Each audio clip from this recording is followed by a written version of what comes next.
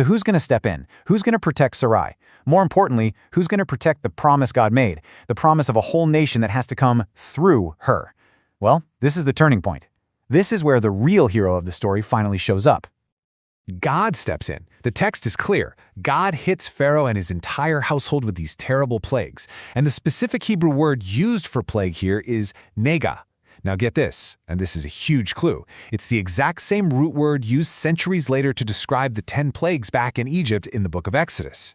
That is absolutely not a coincidence. The author is planting a major seed here.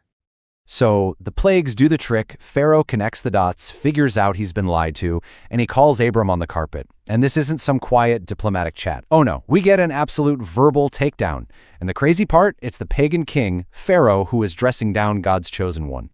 Pharaoh is livid. He just keeps asking, why? The Hebrew word is lama, and he repeats it, lama, lama. You can just feel his outrage, his complete disbelief. What have you done to me? Why didn't you tell me she was your wife? Think about that. In this moment, it's the pagan king who's standing on the moral high ground. He's the one who's pointing out the lie, the injustice of it all, not Abram. And here's the kicker. Who fixes this mess?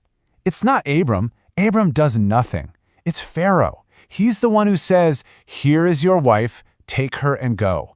He then orders his men to make sure Abram leaves, along with all that wealth he kind of just stumbled into. Okay, so let's zoom out and put all these puzzle pieces together.